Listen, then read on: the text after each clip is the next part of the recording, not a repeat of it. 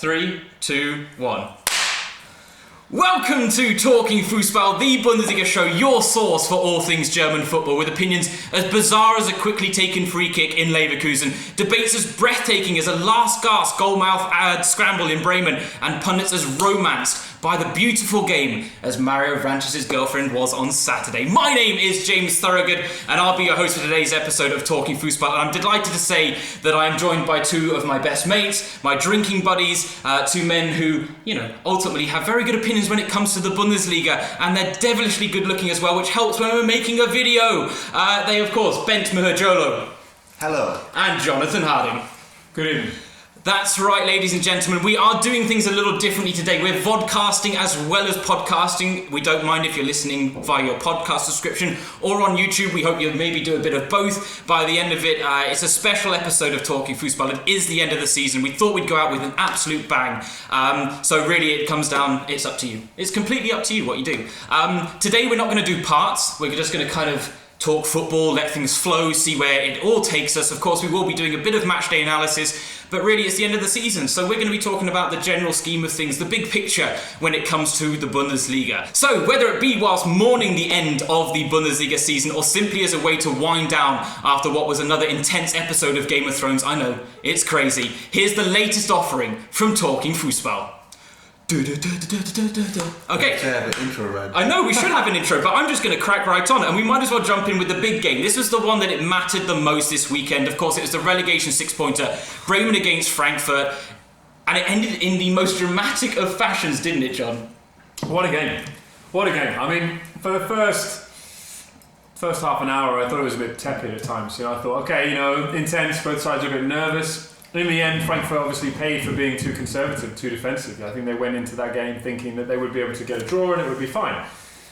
And Bremen had chances even before they scored the goal. So, I thought it was coming, but wow. Talk about leaving it late. 88 minutes, and then after the game, Gilles said, it's 50% my goal and it's 50% Tony's, but it's 100% irrelevant for Werder Bremen fans because, wow, what a moment. That was it. He said he wasn't the hero, and I like that about him. I almost would have wished it was Uja who actually got credited with the goal. I think that would have been a very fitting end to his season, Definitely. His first season with Bremen. But at the same time, Papi Gilles come in. He's actually done a really fantastic job since signing on loan from Chelsea, and I think he's been one of the key cogs in them actually staying up this season, in the second half of the season especially. What did you make of this one?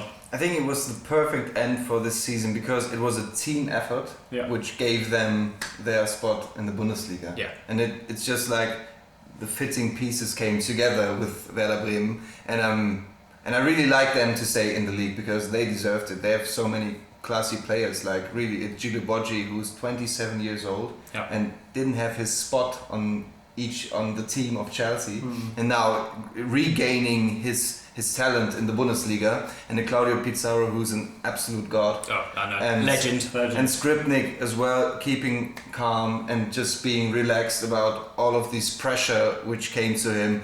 And I'm really glad that they stayed in the Bundesliga. That was it. I think this is one of the key points. And firstly, we should maybe just say a quick congratulations to Nick Wildhagen.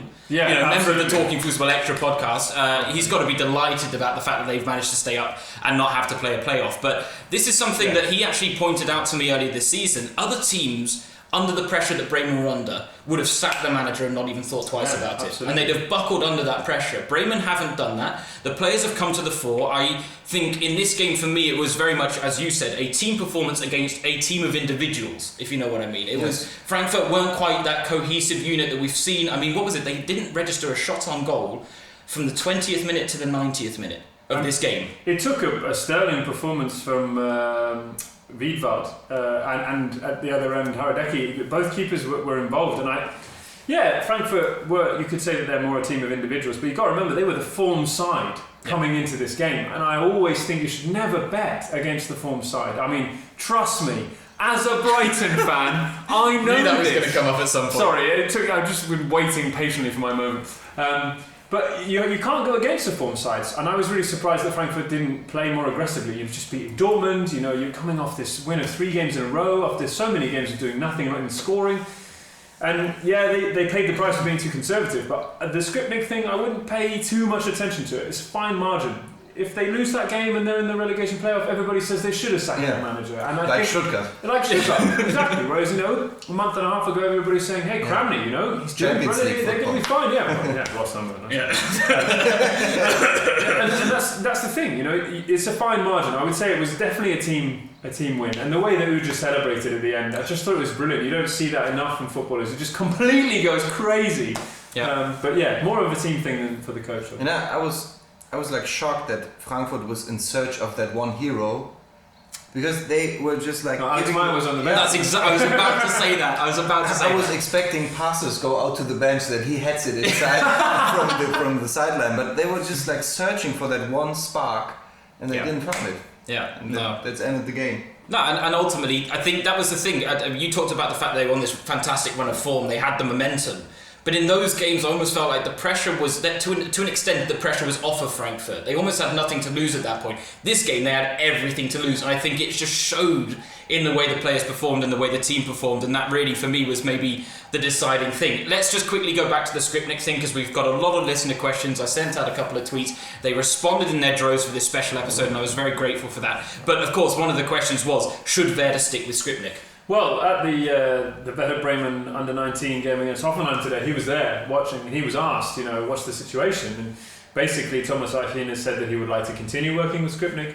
Skripnik says he would like to as well, but he hasn't had the conversation, almost saying, well, it's news to me. It sounds like they just haven't spoken to each other, but I would be surprised after all of that if they didn't give him at least the first 3 months of the season. I would have some serious question marks about the long-term future, but I think staying up, he ultimately deserves the chance. And Pizarro staying on for another year is huge, really huge for them. So.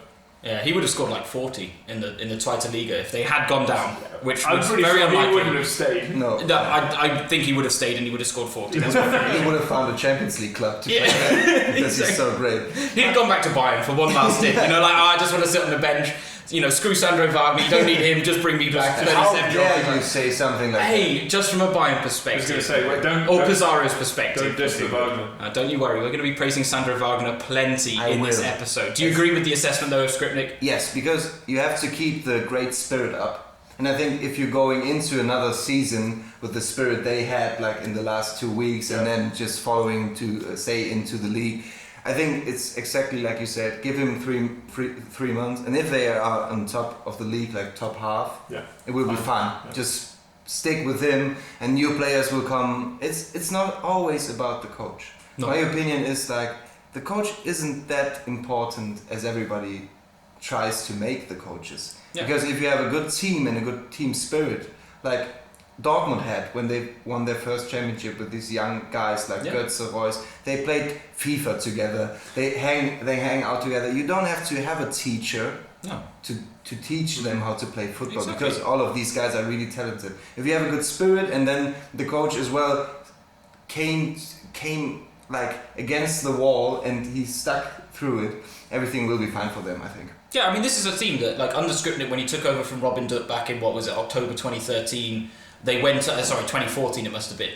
They picked up over 1.5 points on average per game. Okay, it's tailed off this season, and if I'm right, there was an incredible statistic that I came up with from one of my commentaries about Bremen the other week, where I think, if I'm right, it was between 1986, and don't quote me on this because I'm doing this off the top of my head, but between 1986 and 2008, they'd finished in the bottom half of the table only 3 times. And that's now happened, five or 6 times in the last couple of seasons, and it just shows you there has been a decline, but this is such a traditional club. It's got such a great standing in the Bundesliga. It would have been a huge shame to see them go. For Frankfurt, though, can we be honest and say the damage was done before this game for them? Absolutely. I mean, I don't think that anybody would rest the blame on them being in this position because of losing to Werder Bremen on the final day. I think that they suffered earlier on, and they've showed that they really struggle with Alex Meyer, and that's a real issue. I still believe that they'll beat Nuremberg, though. History shows that Bundesliga sides tend not to lose those games. I mean, Nuremberg have been in great form. I'm not disrespecting them as a club. I think that they've been fantastic in the second division, and it would be great to have them back. But on the whole, Bundesliga sides win over 2 legs. I mean, there's only been one instance, I think, in the last 5 years where a Bundesliga side hasn't won the relegation playoff. So I'd be very surprised if they didn't win. This will be the second time, because Schalke and FC Nürnberg forever in my heart. Yeah. Of course, it's the fan point trap. I don't blame you at all. I mean, one of the biggest. Yeah, Frankfurt also have a good record. They've been in the relegation playoff twice. They've won it twice. You know, back in 1984 was against Duisburg, 1989 was against Saarbrücken. So they have every reason to feel confident of their standing. It really is a case of, it's always one of these very interesting things with the playoff. You know, you've got the Zweite Liga Mannschaft coming up. They've got the momentum. They're feeling good. They finished in third. Whereas the emotions on the other side of the pitch are, oh no, like we've just finished in third from bottom. Like we've had a bit of a bad season. This especially demoralising, defeat on the last day of the season as well. And yet somehow it all kind of comes into this wonderful mix of a playoff game that really goes to the wire, I think, in a lot of situations, which is fantastic to see. The relegation battles, I always have that feeling if the Bundesliga squad has like this kind of arrogance in a positive way, like self-confidence maybe more, that they are the Bundesliga squad and they can take it easily, they always have a good chance to win it. But when they are like really thinking about the whole season, how they got there, it always had them struggling, like Hamburg. Yeah. They didn't have any self-confidence about them. They were like, okay, now it's our time to go down. But it's Hamburg and they are really lucky. But like in the other situations, it always was like these confident teams that won over like the relegation battles. True. Let's talk about the side that's gone down then. Wolfsburg? They have gone down as well, but in a very different manner to the one that I'm talking about. And of course, that's their opponents this weekend. That was Stuttgart. A 3-1 defeat on the final day. 39 years they had been in the Bundesliga, their second relegation all time.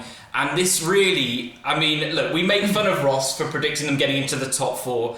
But even back then, when they were going on that good run under Kramny, I would never have said that they will go and finish in the bottom three. Even coming into the final day, I genuinely thought they would get out. I thought they would get a result against Wolfsburg. I mean, Wolfsburg are the team that you would pick up points against right now in the league.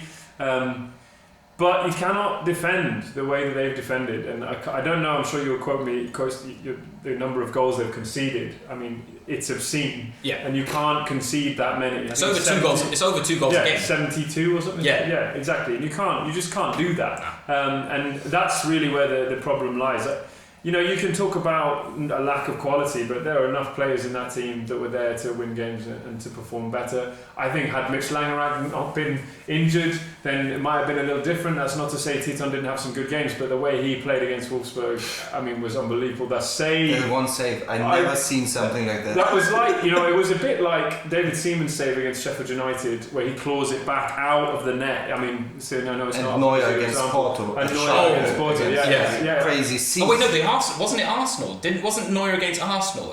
He always had that great saves, but it was the Porto game where it was through the player, and then he was like the handball keeper getting something in his way. Yeah. It's crazy. But this save, Theo Walcott header. That's the one I'm thinking of. Did you remember that one? Yes. That's another top one. But okay, we are getting sidetracked. But I think that Stuttgart, one of these situations, and they said after the game, we didn't get relegated today. No, we got relegated over the course of a season, and it's just disappointing that Kramny, who'd come in and seemed to have made such a difference in terms of organisation, appeared to just completely lose it in the last 3 or 4 weeks, and they just nosedived. I mean, was it 2 points, I think, in the last 9 games or something silly like that? Something along those lines. You cannot expect to stay in the division with that kind of form. Yeah. No, and that was it. I mean, we've talked a lot about, on last week's podcast with Ross, we were talking about Brighton reaching the limits, his limits, and you get the impression the same thing has happened with Kramny. Now, we've talked a lot about Skripnik now. Who's to blame in the Stuttgart camp? Because you said that you can't put too much on the coach, but the players really have to take some responsibility here for not performing when they actually were in a very good position. When I saw Stuttgart's performances in the first half of the season, I always thought they played beautiful football in many games, and they lost many games that they shouldn't lose. And then it was under Kramny, and everyone was talking about having this new kind of place. No, they played exactly the same. They just won these type of games, which gave them the confidence to win another game and stuff like that. Yeah. I think that nothing changed when Kramny was elected as its coach. Yeah. Nothing changed. Only like the view of the media and stuff, because they won one of these games that they lost. Yeah. I think they didn't have any leadership in their club with Dutt No, he's a problem. He is a big problem. I think Dutt proved himself that he is not good enough to be in the Bundesliga squad in any charge of any position because he tried himself as a coach. Yeah, and he tried himself as a manager. Maybe like Platzwart would be something for him. He should have stayed with the DFB. Yes, he can't do as much harm in the DFB. Just go to the DFB, have some interviews. Youngsters. Have some interviews, look good on camera. Maybe this is where I'm he not sure will you can do that succeed. either, to be fair. Yeah, it's not like you could really bring one of the Sky experts. Personal opinion. But I think like this club needs somebody like Rudi Assauer was there for Schalke. Yeah. Somebody who is like, I'm in charge of this. Yes. Yeah. And it's my fault if we fail. Yeah. And there's nobody who took that role. So to shoulder the burden, essentially. Yes, you're right. Yeah. Just like Hoeneß. Yes. Or maybe like a Hoeneß. I just wanted not to have a big name as Hoeneß. It's a good. I like the Schalke reference. It's a good one. Yeah. Just somebody who really can keep up with these kinds of problems.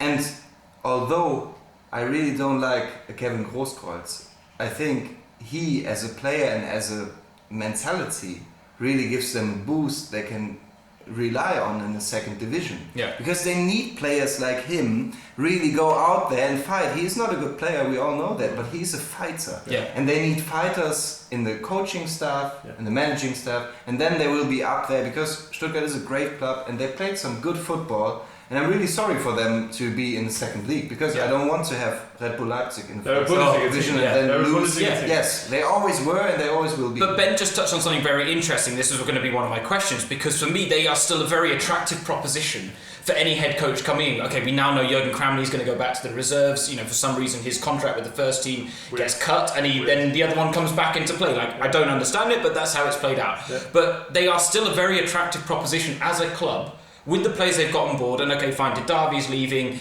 Kostic will probably go as well. Kostic and Rupp, by the way, they got relegated. Kostic and Rupp were still in the EA FIFA 16 Bundesliga team of the season. Did anyone else catch that? Great performance. Lucas Rupp was a very, very good buy. Yeah, yes, definitely. But these are the types of players that will also stay with the club. Christian Gentner and Daniel Ginczek have pretty much both said, don't worry, we're staying with you. And I don't think we're going to see this team torn apart the way we maybe expected it to. Rudiger's going to go as well, because Rudiger's basically already gone. He was at Roma this season and there are still clubs looking at him. Werner will be gone. Werner could go as well, but ultimately they're going to keep the majority of this side intact. They will have some of the players. And I think there are going to be some coaches that will go, actually, you know what, I wouldn't mind being the head coach to bring Stuttgart back up. That is the defining decision for Stuttgart, because if they get that wrong, they will be in the second division for maybe 2 or 3 years. If they get Effenberg, they will be in the third division. But if they get it right, then they'll be straight back up next year. Yes. Okay, do we want to throw out some names? Because my first thought is Andre Breitenreiter. Yeah, that's not a bad shout. It would be a great pick. Because I think that's the type of club he could actually propel back into the league, less pressure, and he's got like a blank canvas almost with the club. And what he needs to do is go to a club without the circus. Yes. And he needs to be able to say, now I need to create a game plan. Yes. He has it, because that's what he lacked at Schalke. Yes. There was never a... Create myself. Yeah, exactly. Yeah. There was never, when you watch Schalke under him, it was like, okay. It's Schalke. Yeah, Schalke. Yeah. I never felt like, this is Brighton right Yeah, Schalke. you're right. Yeah. So nobody got that. But but I think if he goes to a club like Stuttgart, he'll have the place and the time to do that. And he'll have the experience now. When he arrived at Schalke, he was a bit wide-eyed. He'd never done that before. Whereas at Stuttgart, he's got the time and he can... Yeah, it was a great shout. I think I'm really sure about that. What will happen there? I think they will get... But they need to get rid of Robin Slomka.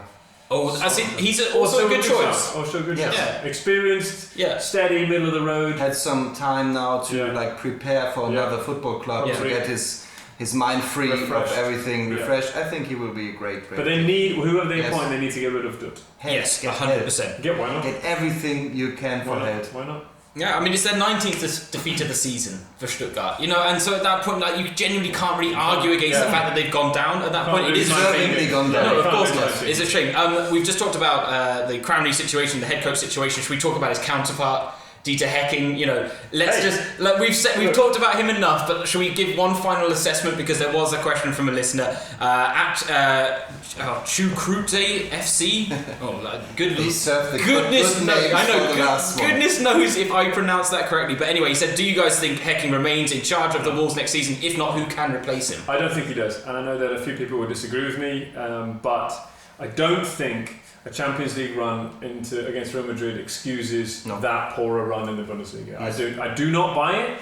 You want to be creating a long-term sustainable project in which you consistently find yourself in European places. And that's why Leverkusen, I have a lot of time for. Even if they wobble in the middle of the season, they are always there at the end. They might not win it, but they're always there. They're consistently in the Champions League. They're consistently getting the money and the attention and the players. That's why you can buy Chicharito. And that's why it's possible. Wolfsburg will never get there if they have these seasons. And they never had a game plan. And I don't want to make this point because everybody makes it, but it's so true. They never had a game plan to really deal with Kevin De Bruyne leaving. Signing Julian Draxler was one step, but it's not a like-for-like replacement. He's a completely different player, in my opinion. I don't think Draxler necessarily dominates the game the same way that De Bruyne does. Doesn't pull the strings in the same way. I mean, he's a very fluid player. He's very important, but he's not a player that can necessarily define the game in the way that De Bruyne does. And he's not a done player. He's still learning, whereas De Bruyne is miles away. But that's why I wouldn't have him there. In terms of replacement, they also have to get that decision right. It's difficult to think of a name off the top of my head because they need to be ready to be someone who is ready for the top four consistently. And that's it. I almost feel like it needs to be a bigger name than Hecking. It needs to be a much bigger name. But how attractive? Exactly. We talked about Stuttgart, but how attractive a proposition of Wolfsburg right now? It's a transitional year for them. There are going to be a number of players leaving this club. We've already lost Naldo. We'll talk about that later. Which I think is a good decision by Wolfsburg. The guy's 33. He had a really bad run of form at the end of the season. I think it's a good decision. But there will be others leaving. The Max Kruse situation is troubling. Bettner's already gone. I wouldn't be surprised. Oh, what a great loss. One of the greatest losses. For the Bundesliga, I agree. For Wolfsburg, maybe not so. Pray for Maxi Arnold will have a lot of offers in the summer, I'm sure. Of course, Jules Vogie, I think his contract is up in the summer as well. His 2-year loan ends. So they do have an option. Luis Gustavo wants to play European football. Luis Gustavo and Julian Draxler needs to play European football. Rodriguez is one of the greatest. Schürrle's at the right level, so we're okay there. Fine, yeah. Go to Mainz. Coin Castells is now outperforming Diego Benaglio. Right? All of these things. So you're going to see 6 or 7 players leave Wolfsburg this summer. So you mean they prepare for the second Bundesliga division? Well, they need to make the right managerial decision. But in a way, it wouldn't be that surprising because, as John says, there is going to be a bit of an exodus from this team. I feel, and then this is why I actually think I completely agree. Hecking shouldn't stay in the job, but I think he will because Wolfsburg will be so concerned about breeding even more instability at this club right now. Well, they want to make the club younger, and I know that the signing of Toby Gerhardt is Yannick. It's all right. Yannick, I mean, that's a great signing, right? They want to make the team younger. So they're going to get rid of Gustavo and they're going to get him. I was talking about this on Twitter, if you bring in someone like Gerhardt, that's the same thing, similar sort of player as Arnold. When Ross said this, I was talking about him, you're ending up with a similar position with the same player. You don't want to overlap, you want squad depth, but you're also losing a lot of players. You need to make replacements for players like Naldo and players in key positions, playmakers, left backs, whatever it is. Well, that's it. Yannick Gerhardt has played at left back for the under 21s, and I just wondered whether there was the versatility was in mind. We may lose Rodriguez. He's got a buyout clause when they don't have the Champions League and things like that. Got to play him in midfield. Oh, you do. I mean, I completely agree. But if they're going to go down that route of making the squad younger, then they need a manager that's going to be able to deal with that transition, and that's why I don't think making the changes is another step to instability. I think by keeping the same manager, who's had a long time in this job now, let's not forget, he's come from German Cup winners, Champions League to a really, really unacceptably poor Bundesliga campaign. I know, but I think everyone just got ahead of themselves with the whole, and I think even the Wolfsburg players. But they were placed to do it. I know, but we mentioned Gustavo. He is, for me, he kind of epitomises the problem with Wolfsburg right now in the fact that they did get overly confident, and he has not been that motivated this season. He's there earning a nice paycheck at Wolfsburg. Okay, he's not winning titles or anything like that, and he's not getting into Europe, but I almost feel like he's, much like the squad has kind of taken their eye off the ball because they are just earning a nice paycheck. And they thought they could kind of cruise into Europe without much effort, and it's worked out completely opposite way. Oh yeah, I know. I think what you said was like the transition that Leverkusen did, because it is like the exact same situation. Wolfsburg has money, we all know that, and they have and had some great players who were there, and nobody know why they are there, but they are there. And now it's the time to have like a coach who will be there who the players want to play for him. Yeah, Nobody wants to play for Dieter Hecking. Yeah. Nobody can tell me that he wants to play for Dieter Hecking. Yeah. I think Dieter Hiroshi Hecking... Kiyotaki. Yeah, maybe. But He was the only one. No, he wants to... Yeah, okay. Yeah, okay. No, But no, he also wants to play for his paycheck, Yeah. as all of the players Yeah. there do. I think Dieter Hecking comes up to the training, says some nice words, get them some training, and then he leaves. Yeah. And they see each other on the Weihnachtsfeier maybe, and on the It's a DFB business Pokal. relationship. It's really, all of Business. these relationship is business. Yeah. And I hate clubs like that because they will not succeed as we have seen in this season. They have to have like A club. coach, like a club type of coach who will motivate these guys. Yeah. Who they are proud of playing for Wolfsburg, and Yeah. they- not like we already missed Europa League, so now we're just like maybe we get a pay rise that we have to play. It's all of We'll them. get a free So BMW. Yeah. basically Andre Schürrle. We'll get a Okay, Volkswagen. like, okay, yeah, I'm exactly. sure- yeah, You know. maybe like Draxler's move was so dumb, and I'm so I agree, happy. I agree. He's such a great player, and I really love his type of playing skills because I've seen so many games of him. But what a bad decision he made! Yeah. And if you see this, Julian, maybe next year you can play for us for 5 million or something. Yeah, We'll pay that. you tell him, Ben. You tell him. Yes, and I think like when Wolfsburg get this right with a really good head coach, and they give him the time, like 2 years or something, they can develop something really great, as Leverkusen did for many years right now, which I really have to say chapeau Leverkusen, what you did this season. Wow, Yeah. you were there when everybody struggled. It's like I'm proposing to a girlfriend right now, but I will always say Schalke. You were there when I needed you. Yes, but they were there when everybody else struggled. As the Wolfsburgs, the Schalkes, and everybody else. Yeah. And they were there just like calm, have great players on their squad, Yeah. and just get it right. And Wolfsburg has to get this transition right. And if they don't, I think Wolfsburg will be the Stuttgart in the next 3 years. I really think. That's not Yeah. a bad shot. Yeah. Marcus Gisdol. Ooh.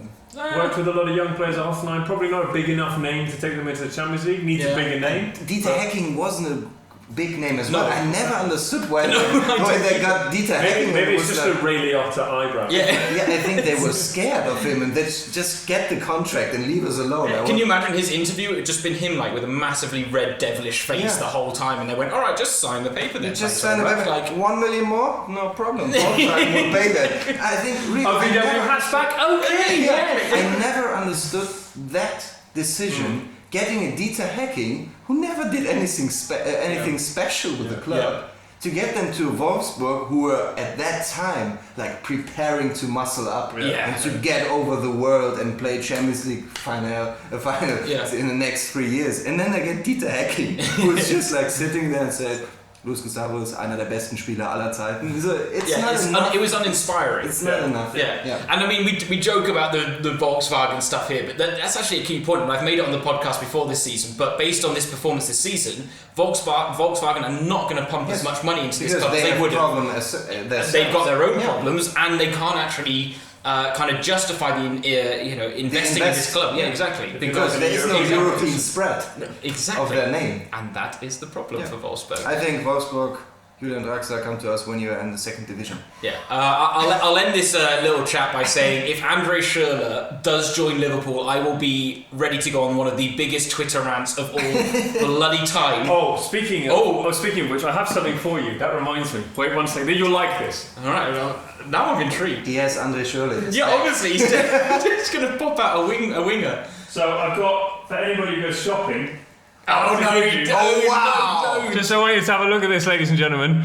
I went shopping the other day and I kept it because I knew that I had to give it to our A host. diamond in the rough. In fairness, I went shopping the other day. I got Max Kreuzer and Mario Gomez, so it wasn't much better. You didn't give Gomez to me? I've still got it. Don't you worry. We'll have it I just for you. don't have it ready, so I won't go get it now. But One question: was Max Kruse fully like? yes, fortunately, Did he had his Germany You kit on. did remember your card when you paid for the shopping. You didn't leave it in the shop. No, I almost wanted to go give it to a kid, but then I thought that was maybe a little dangerous based on the reputation that Max Kreuzer has right now. Wow.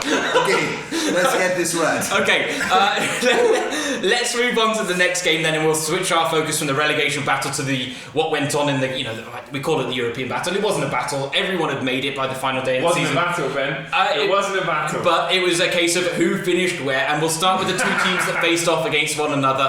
Hertha against Mainz, a 0-0 draw. And let's be honest, let's not assess this game. It was a bore draw. Yeah. Not much needs to be said about it, but we can say, right, that for Mainz and Hertha, this has been an extraordinary season. Perfect end of the season, I think. Like these two teams team up having a draw at the end was like the perfect end of a really great season for them. Nobody expected Mainz to have this kind of run at the end of the season, and that they really made it, because Mainz always was this club who was like, hey, they have the chance to play European football, but they won't. Yeah. And now here they are.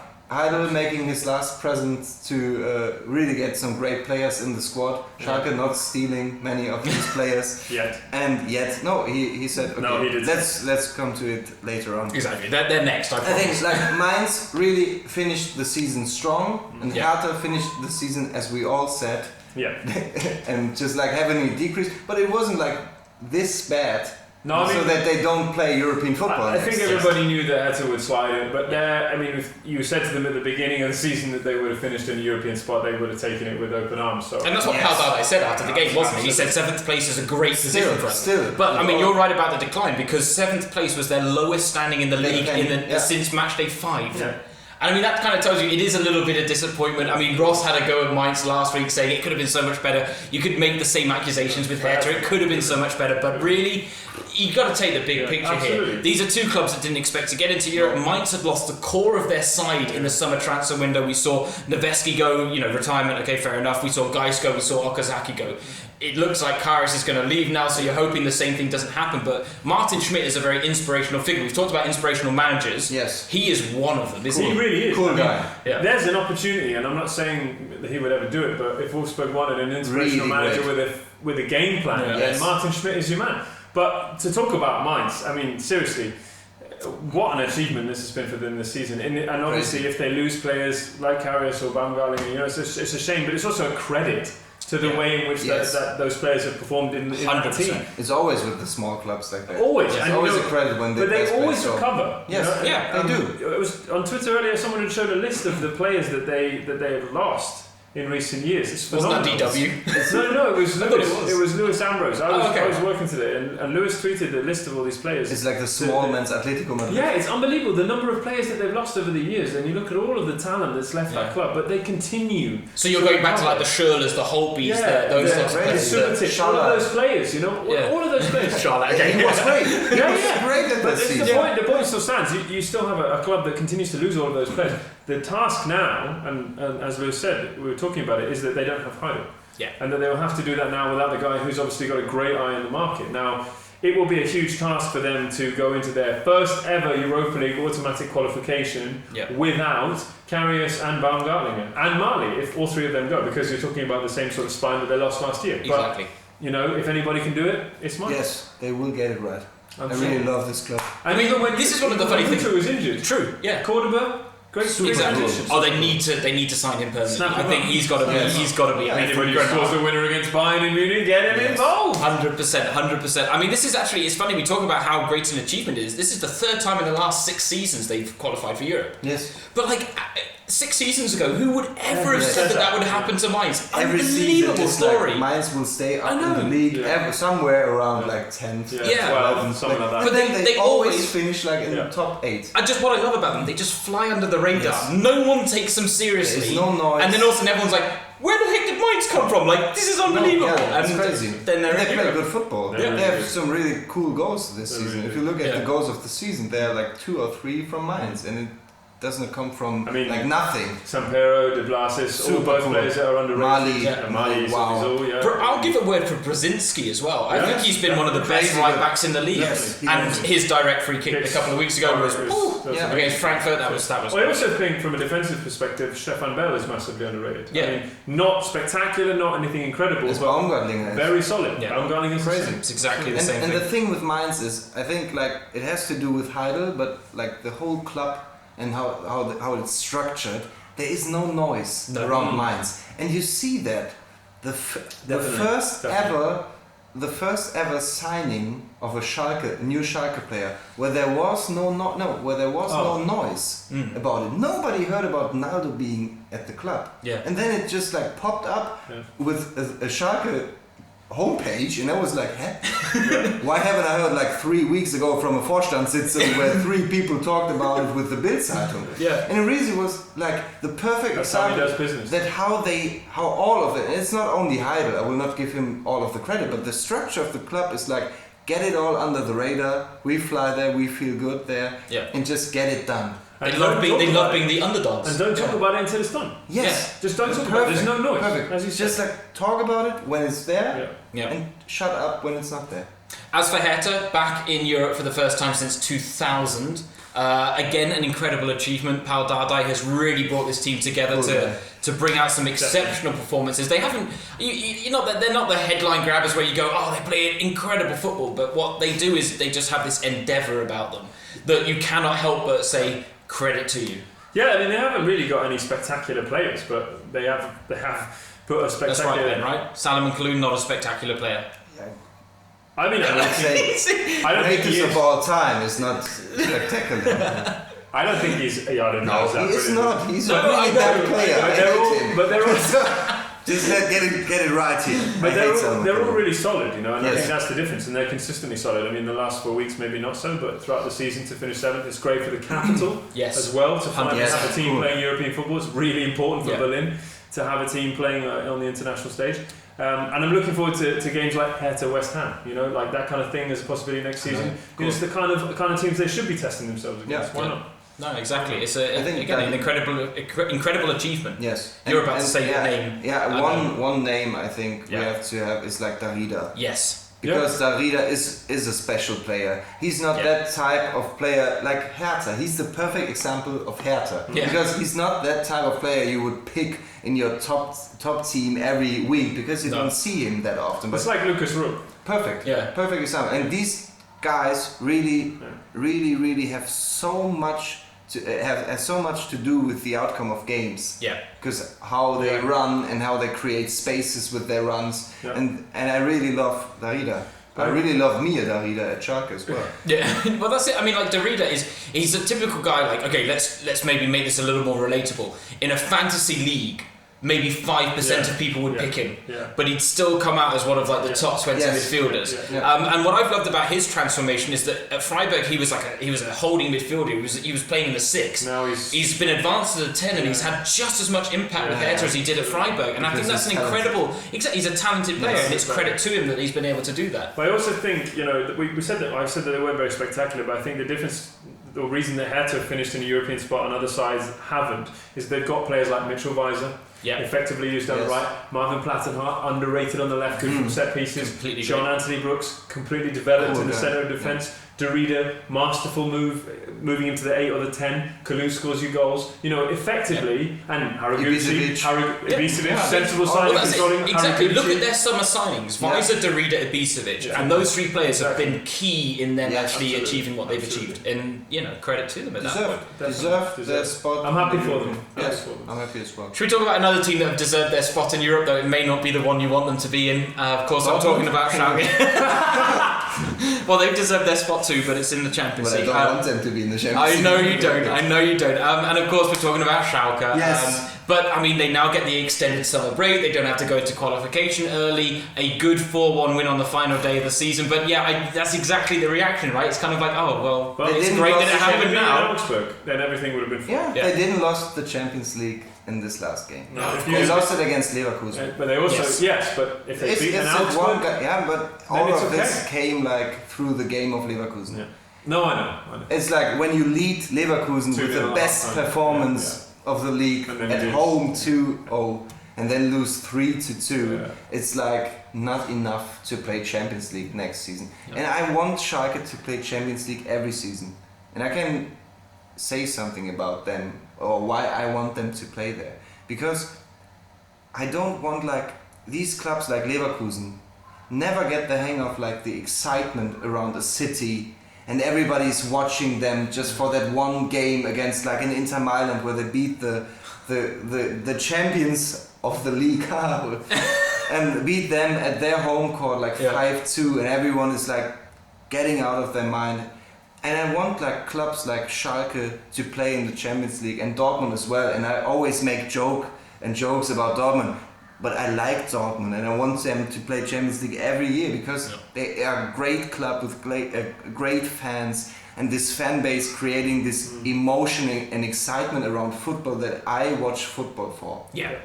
And I don't want to have like, and I'm like having here my own speech. No, please. I don't want like clubs like Red Bull Leipzig, where there will be 500 guys on an away game when it's not raining, to play like Champions League football. I want like clubs like Schalke who take over a city. When you see the pictures of Inter Milan or even Dortmund, like the final Dortmund against Bayern, what a great atmosphere. The stadium was filled with people who love football for the entire... London was taken over. I mean, yeah. It's like having their game played of footballers they really love. And when I see that Schalke performance over the year, I think we had plenty chances to play in the Champions League, and I wasn't like that wrong with picking them on the 4th spot. I said 4th. Nobody expected them in the mid of the season. Nobody expected them to be like in the 7th place as well, because they played so bad. I want to say the word. I know. And I appreciate the fact that you didn't. Beep. But like when swearing box. When I look back at that season, I think there was many chances to play in the Champions League. We didn't get it right because Leverkusen and Gladbach as well just like took over at the right time and not lost these type of games that we lost. And I'm happy for them playing Europa League. Just get it done this next season, maybe like not losing against Shakhtar Donetsk, please.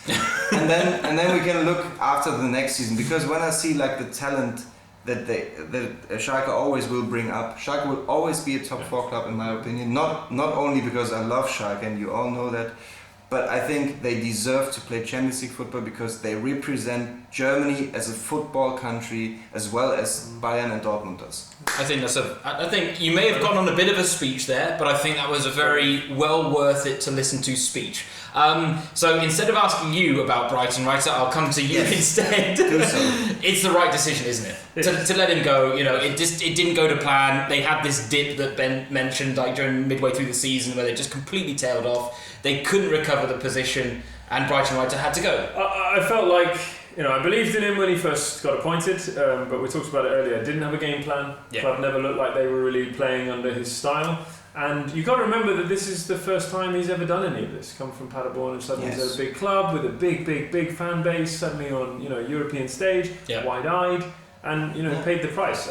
I thought it was very typical Schalke that on the final day he would casually say to Sky, "Yeah, I'm leaving." Yeah, I thought the same thing. Okay, yeah, before the game. I mean, and he was like, "Oh, Heido called me on Wednesday to tell me that this would be my last game." Like typical, just slip it in there. Yeah. Okay, fine, see it. But no, right decision. It's a shame that he'll be seen in a negative light. I think Hervidis said today that he thought Brighton he did a good job and he brought the team forward. As much as he didn't fit and wasn't the right manager, they still finished 5th. Yes. They still finished the Europa League spot. It was a recoverable situation. It's not a nightmare. No. I mean, to be 5th in this league at the moment, in terms of the sides going for the Europa League spot, that's fine. Big question for you: Brighton Reiter or Di Matteo? Because for me, in terms of how do you rate their performance as a Schalke manager? Because for me, Brighton Reiter wasn't the right man, but he still did a better job, in my opinion, than Di Matteo. I don't think so. You disagree? Yeah, I disagree because of one thing. Brighton Reiter always played the same freaking formation in the season, and now the last game he played a different formation and we dominated offensively the game. Maybe it would be a better decision to play another formation in other games. And Di Matteo tried something. It wasn't always good, but he had like the 3 or 5 in the back, which causes them to have like one of the greatest games Schalke ever did. True. This kind of formation, and this is development for me. It's not always about like when I see Di Matteo, he was like without emotions, and I don't like coaches who are without emotions.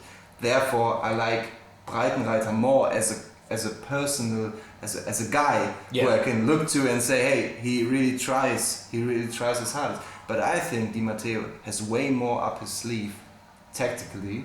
That's a very interesting assessment, isn't it? Yeah, that's probably not wrong. Like it's not like sympathy, but it's like professional professional. Is it an unfair comparison? I mean, Di Matteo has far more coaching experience. Of course, has far more experience as a player compared to Brighton Reiter, who came from Paderborn and was very inexperienced. But when we have to compare them, I think tactically he's a way better coach, and emotionally, I think Brighton Reiter is a better. So Brighton Reiter was a better fit to the club, whereas Di Matteo was a better fit to the squad. I don't think that there is a fit for the club as long as the club is like structured like Schalke is. There will never be this type of coach, and even just I will get ahead of myself, but even if a Markus Weinzel comes, everybody is talking about Markus Weinzel to be like a really savior and great coach. He's a good coach, but just look at the facts.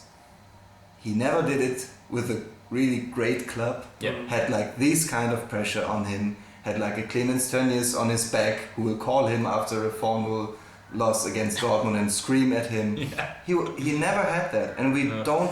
But the difference is between a Weinzel and a Brighton Reiter, who also didn't have that experience. Weinzel has had the experience of keeping his team in the division. He's had the experience of taking his team to European competition. He's had his team in a European competition, or like against the Liverpool side. And they acquitted themselves very well. On a budget of peanuts, in a league that nobody ever thought that they could do it. Him. And I agree with you, he's not a big name, and he hasn't had a Tönnies ringing him, and he has been at a quiet club in Augsburg. But I think he's much better equipped to do the job that Brian Reiter is much better, and Jose Mourinho is much better as all of these guys, but he won't get the club right as well. I think it's a structure problem. Well, that's a massive statement. I think that Weinzel will get the coaching right, but he cannot be blamed for getting the structure wrong. But it's not about the coaching at Schalke. But hold on a second. But with Heidel coming in, surely that's a big improvement when it comes to the structure. You don't believe so? So you think Tönnies is a problem? No, he is not a problem, but he's the one in charge, and he will always be, as long as he lives, and will be in charge of Schalke. There will be under Tönnies like monarchy. Yeah, but if Tönnies is in charge and Heidel is your sporting director and Weinzel is your manager, surely Tönnies has at least the vision to be able to say this is a perfect partnership. I have one of the best. No, but he hasn't. He hasn't had a sporting director as good as this. Let's be honest. Hell was very committed and passionate. I think he did a good job. He did a good job, but he made some bad decisions and made some bad signings. And we don't know if these were his decisions. And this is the point I made. That's the problem. It's like the transparency of the club is like they choose what we see, and the outcome are the results we had in the last 3 years, which was Champions League football and having some great games and have many of bad games like this season. And then we have like the figures who will be played, like a Brighton Reiter who's there, a Held who's there, who both cried after getting like sex. Sorry, I have to cut this one up. Had 6 years at the club. And that was really no. We've got to keep that in. We're keeping that in. Exactly. I was really involved when I see him crying, because I think it shows how much the club means to him. Yeah. And if something means to you that much, you will not have only like the business decisions. No, I don't think anybody doubts his commitment. Yeah. He was obviously Schalke through and through. Yes. But you can't blame Weinzel or Heidel on the structure. No, you can't. But if that's not going to change, then you have to say, okay, that's not going to change. We can't do anything about that. I don't think any names will change anything. But those two guys are the best chance that Schalke have of making a change on the pitch, even if the changes don't happen often. You're totally right, and I'm down with that. I want them to change. It's not like I want them to play this type of football.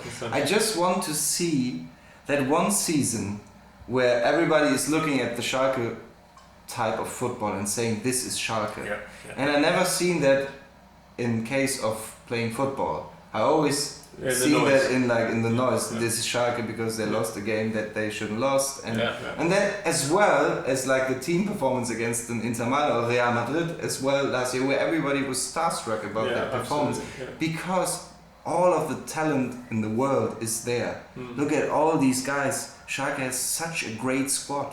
They really do have, and these guys are all 19 years old. Look at them developing under a good coach. Can't even have one of these in America. No, Exactly. No, they should. Maybe they would play They'd be more motivated. more motivated. But it's like, give this club a new beginning, and hopefully it really, like you said, will be a new beginning under Heidel and the Vines here, and just watch them go. And I think we're already seeing that as well. I mean, Heidel's come in, he's been there for less than a day. Brighton Writers out, Naldo's in. I mean, now Robert Leipertz from Heidenheim, who scored 10 goals and 10 assists, and is like a rebuy clause. Had them under Adonis Afdijay coming back from Sturm Graz. That was an interesting one. I like the fact that he's come out and said, I'm really glad I'm getting a chance. Yes. And he obviously never got that at the club, and I think that's a great thing that Heidel is coming in and making an immediate impact. He should. We have to wait to assess whether it's a good impact, but at least he's making an impact. That's a good thing he's doing for Schalke something right now. I like the way that you said that he was just doing it and you were like, oh, we signed now. Yes. And there's no like... I was, as a Schalke fan, Bild printed exclusive material where like Schalke already posted on their page that it's confirmed. Which really was like that one moment I was like, are we getting a great club right now?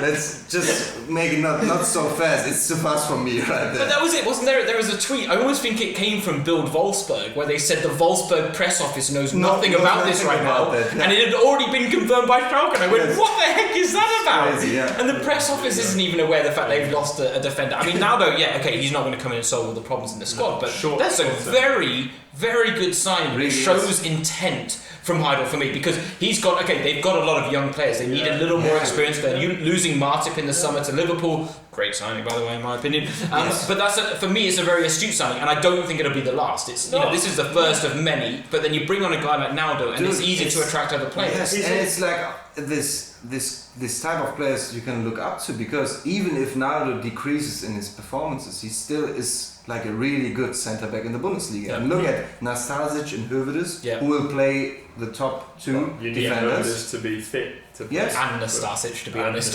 Okay, good. But even then, we have like a Marvin Friedrich, a Thilo Kehrer, who is like. But you see, I would rather play Friedrich over Naldo. Like, I'm sorry. Really? Yeah, I really would. And I think if you're going to go down that route, then just play them. Like, I'm not saying he's amazing, but Naldo is 33. Yes, he's Bundesliga savvy. He's got loads of experience, but his decline in the last 6 months at Wolfsburg hasn't exactly been encouraging. He's a great guy for the dressing room. Yes. A really important character, definitely. And in that respect, good signing. Important for Schalke.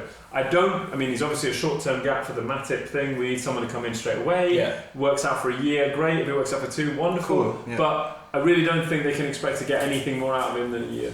No, but that's it. Like, I mean, Ben made the great point. For me, if everyone's fit, Hövedes and Nastasic to the starting centre, and then he's a fantastic guy. Well, he's a fantastic guy to have. Like, you've got a Europa League campaign as well that adds a fair few, extra games to your schedule. Other Brazilian players, maybe, or exactly. Junior Caçara will be there because there's another Brazilian friend. Exactly. It all makes sense for me, like this move. Okay, so we've talked a lot about Schalke, and probably because you've been on the show. No, it wasn't about me. You always brought I don't mind it. That's why I ask questions. But let's talk about their opponents this weekend. Hoffenheim, first loss under Julian Nagelsmann on home soil, but the future is very bright under Nagelsmann, isn't it? It's hugely bright. I mean, they took a risk. I thought it was a massive gamble, giving a job to a 28-year-old. How are you going to deal with the older players in the dressing room? But paid off. Was so impressed. I think it's got to be one of the stories of the season, really, having a manager come in that situation. And he picked up 20 points in his first 21, I think. 21 in his first 10 games or something like that. Yeah, that kind of form. And I think Pimmin Schlegel said it today. He said, like, that could have gone wrong. Yeah. That could have gone horribly wrong. And we could have been in the relegation playoff or even relegated. Yeah. And, it didn't. And nobody's talking about it. No. Because it didn't. Yeah. But we should be, because that's just phenomenal that a manager would come in. And that's what we were talking about earlier, not seeing a game plan from managers. Nagelsmann came in from straight away and he was like, right, I want us to be defensively strong. I want us to do this right. And Kevin Fulham didn't necessarily perform that well in the last few games, but he certainly looked boosted by the arrival of Nagelsmann, and I felt like the whole team, Mark Uth, crikey. I mean, although your shout for a Germany squad spot was a bit.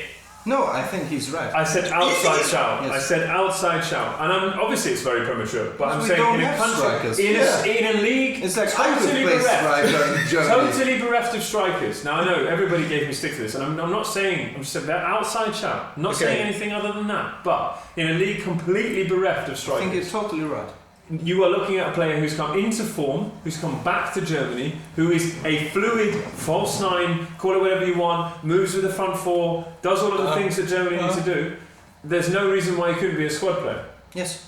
Now, I'm not saying he needs. Look at this face, listeners or viewers. I'm shocked. I'm not saying that he would, but there's no reason why he couldn't be. Well, he was a massive flop in the first half of the season. I understand that Nagelsmann has kind of brought the best out of him. Now. So I'm not was saying Mkhitaryan, now. Okay. and now is the best player of the Bundesliga. Yeah. Okay, right. You're not talking about now. You're talking about maybe down the line. Yeah, okay. I'm talking about Like now. his development. Look at the last games. It's always interesting. It's always how we see players. It's Yeah, always like exactly. how they finish the season. Yeah, exactly. Let him Of get course. the start of the next And season yeah, right. That's why Sane's not a good player and Andre Schürrle is right now. He was exactly. Yeah. He Because finished great. well, okay. No, in this game, yes. In this game, he had a great That's what- performance, but he hadn't really done That's that what we're before. saying. I'm not judging him by Yeah, saying, you're oh, right. he played 3 weeks of great football, get him in the Germany team. That's No. not what I'm saying. It's I'm saying perspective. exactly. Yeah, If okay. he keeps this going at the start of next season, He should. there's no reason why. Look at Mario Gomez.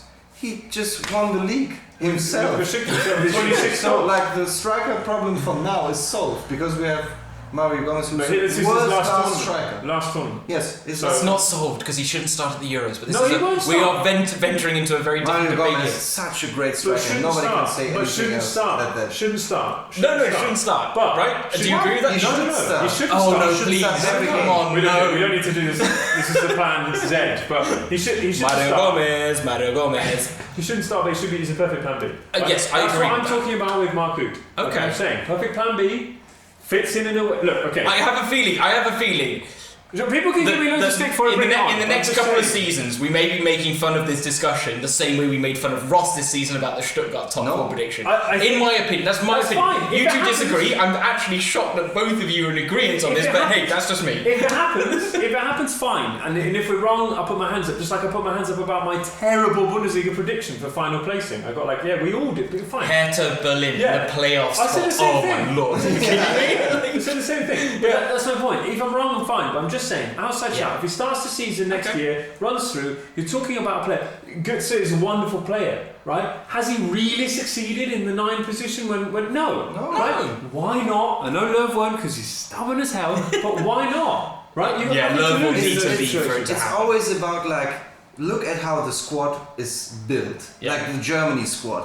They are 20 midfielders, Yeah. and we don't have anyone who can just bang in a goal.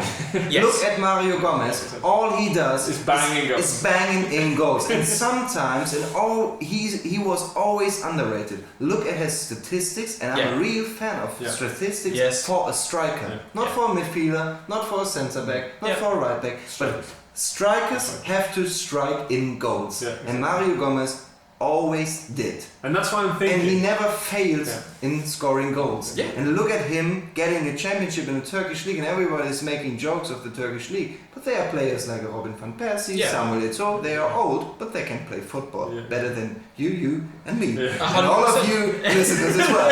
But the thing is, having his appearance on a team like Besiktas and getting them the championship with Yeah. 26 goals Yeah. in like a start from 0 to hero.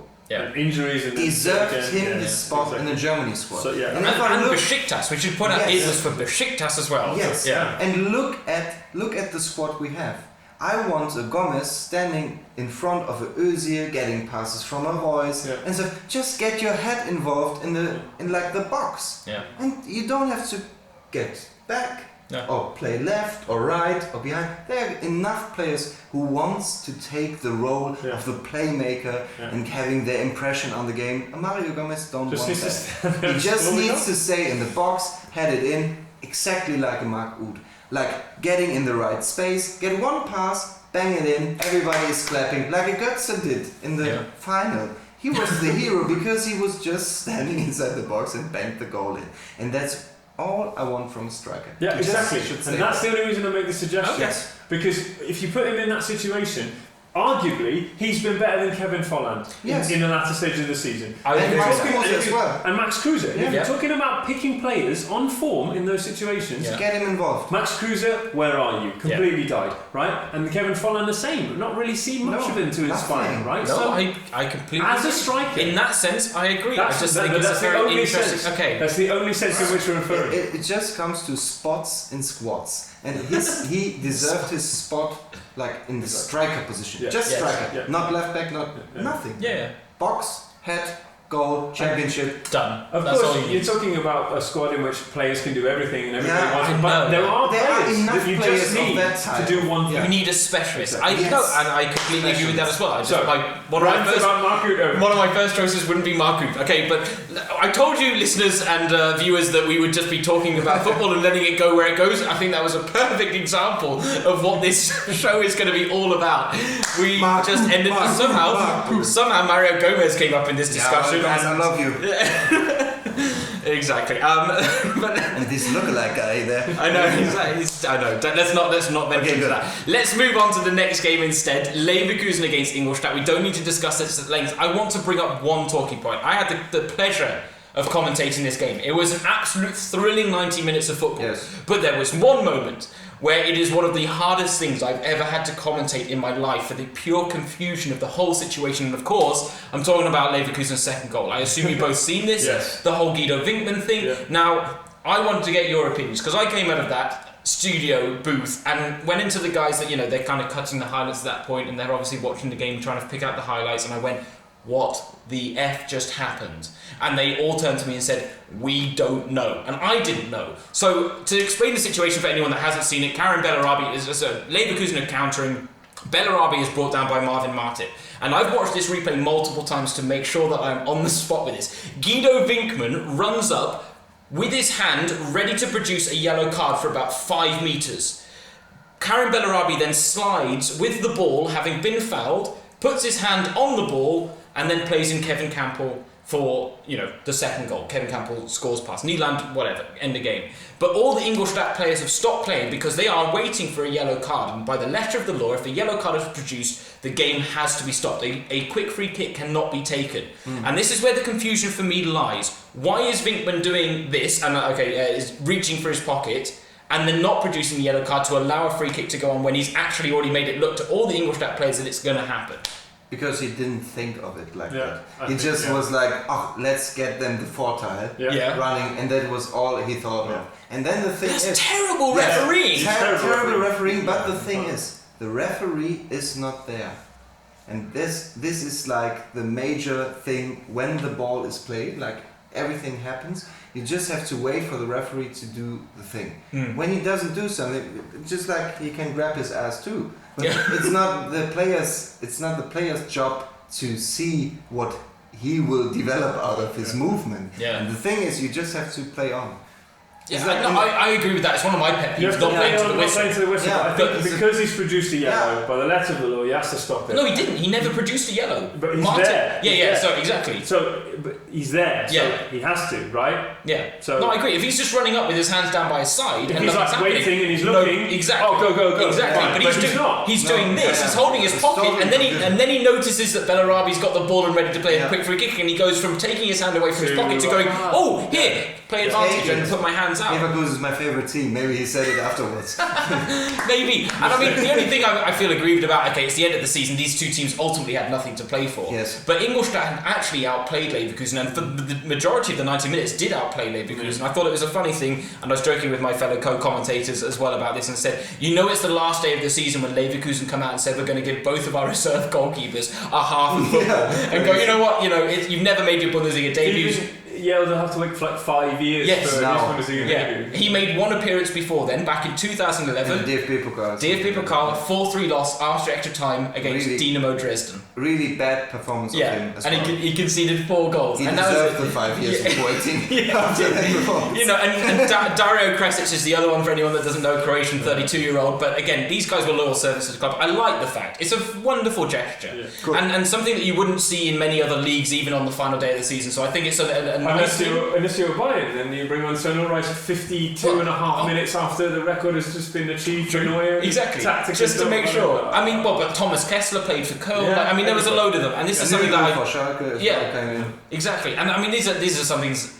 This is what we like about the Bundesliga. These stories, these nice gestures, the fact that they actually pay attention to emotion over results sometimes, I think is a nice thing. But this incident, and I've actually had to listen back to my commentary because I came out of it going, I have no idea how I commentated that, and I don't know whether I made any sense whatsoever. And I listened back and I went, I actually think I did an alright job on that, because I was confused in that moment as well. I was waiting, I was saying, there's going to be a booking produced, and then the ball's in the back of the net. I was going, but the goal's been given, and it's 2-1 Leverkusen, and going, has it really been given? I don't know what's happening. So it was just all the conversation. Exactly. Guido Winkman, I don't like you anymore. Like, you are making my job a living nightmare. But in the end, the confusion was put aside. It's a 3-2 win for Leverkusen. It was a thrilling 90 minutes to commentate, even though it was the last day of the season. And Ingolstadt probably could have even made it 3-3 in this one. But let's talk about the two teams' bigger picture again. Leverkusen, where do they go from here? I asked Ross last week, but I want to open it up to you two as well. Where do they need to strengthen? I'll come to you first, Ben. I think I made my point with Leverkusen where we compared Wolfsburg to Leverkusen. I think they are on. I think they never be a contender for Bayern Munich, or München, as we say in the Talking Fussball podcast. I'm going to grab this while you answer this. Yes, I think they will stay at their place, third to fourth every season, sneaking in maybe to the second place if Dortmund struggles or somebody else will come up. I think they have great player material, one of the best youth academies in Germany, which I experienced myself. They're really, really good there. And I think they will be at the top of the league for the next decade when they don't have they had them Prost. Cheers. They had such a great move where they didn't move Roger Schmidt mid-season, where they didn't had the plans of getting rid of him. They didn't panic. I was convinced that he was done then. Yes, we all were. I mean, he was wobbling, flying out again to another country. It was worse than the wobble he had last season, and I thought, because it's almost inexcusable, make a mistake once, or do something wrong once, it's a mistake. Second time,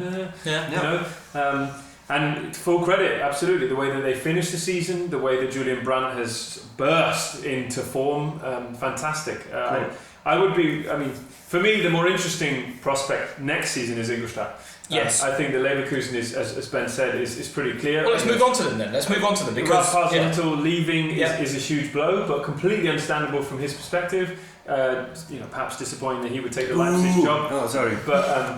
But understandable, he's been at Ingolstadt long enough, takes the opportunity to take a bigger club with a bigger war chest, basically, and okay, fine, absolutely.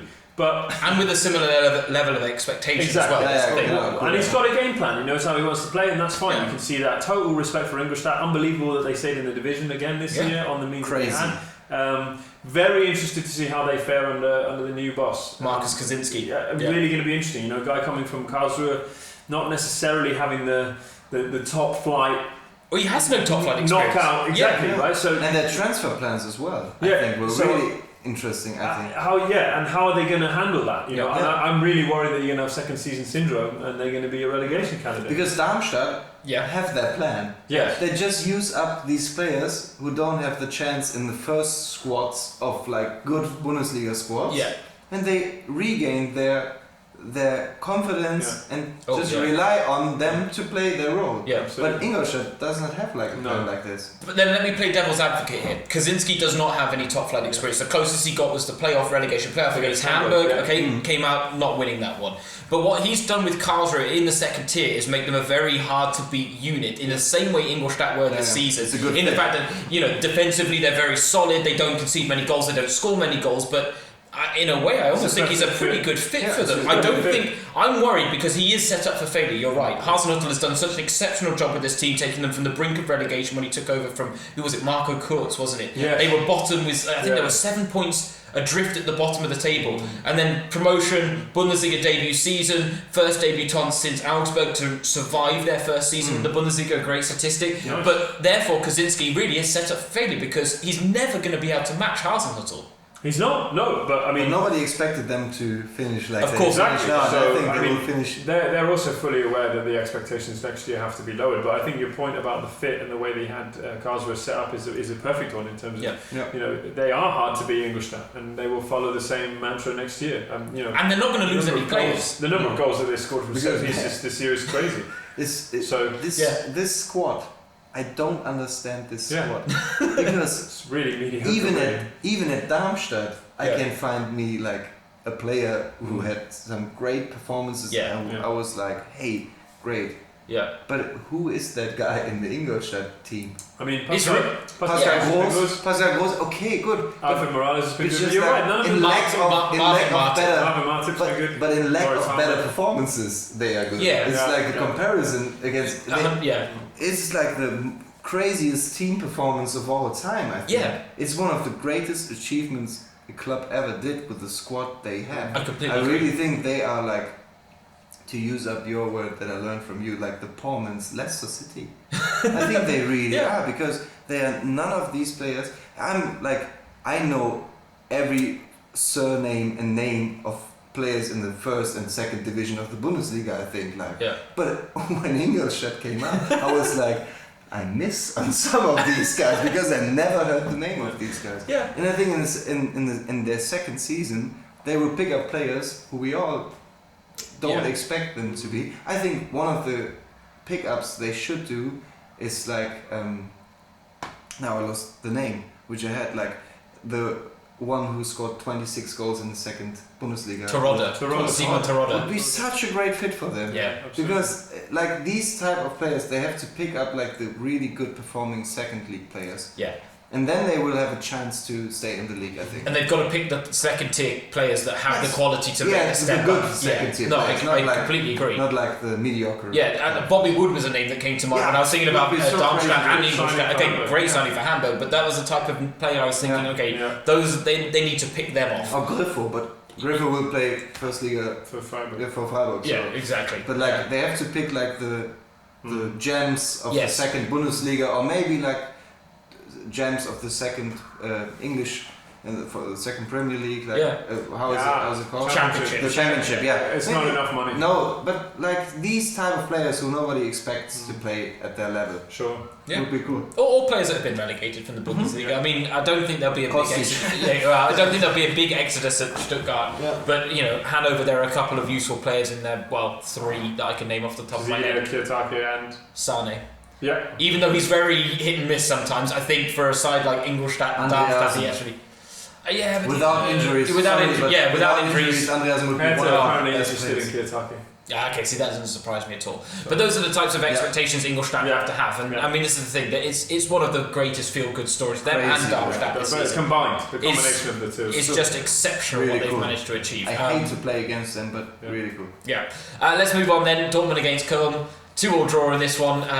Dortmund took their eye off the ball, but can we just be honest and say that when they've got the DFB Cup final coming up, this is the worst way to go into it? Yeah, Tuchel was right. He said after the game, we have been poor in the last few weeks, and he is right. The loss of competitiveness that Dortmund have shown in the last couple of weeks is worrying going into the Cup final. It really, really is. I mean, they've been so good for so long that you sort of just assume that they're going to keep it going, but they were off the ball this week, they were off the ball last week, and that's just not something they can really afford themselves to do, especially against, with Bayern coming up in the Cup final. It's not something they can afford. I mean, you need to be sharpening your sword, really, not really do. I mean, they're blunting it, if anything. I mean, this is the problem though. You're 20 points clear of Leverkusen, right? You've got nothing on you, there's no need the to win this problem. game. Yeah, it's the Bayern problem for Dortmund really in second. It's hard to criticise them really because they've had such a fantastic season, and Thomas Tuchel, we have to remember, in his first year in charge has achieved all of these records. But he's right to point out the lack of competitiveness going into the Cup final. And it's a good thing that he... Absolutely, but it shows you the kind of manager that he is, and that's the kind of manager that you want. Someone who's like, okay guys, we might have had a great season, but we can't let up now. Because this it's game, not over. This game is the most the title game. This is the one we 100%. can't win the league, but we can win this, so get that completely. Yeah, Roman Berkey also needs to learn how to come off his line. Can we just point that out? Learn a lot of things. It's happened far too many times. Bayern, of course, then Cologne against Jojic as well. It's just happened too often. I really wonder why they bought him instead of Horn or Yeah, I do as well. I think Great he's a shot great. stopper. He's a That's great it. shot stopper, but that's If not he enough. just stayed on his lines. Reflexes. But not enough Yeah. at Dortmund. You have to be more than that. I agree. I completely But they agree. never had like this special kind of. Yeah, but I mean, No. But Weidenfeller is like in his but Weidenfeller even is- in his prime, he had like his problems course, on, of the, course. on the line, Yeah. and he's really stupid. But Yeah. Cologne though. Anthony Modeste. Yeah. What a signing. What a signing. yeah, I you know, always said that. yeah, he's, 15 goals. Everybody is like Wow. hacking on him. Could have had and was more, said. he could have had a lot more if we're But honest. it's not the point. It's No, not, of course not. With strikers, it will never be the point.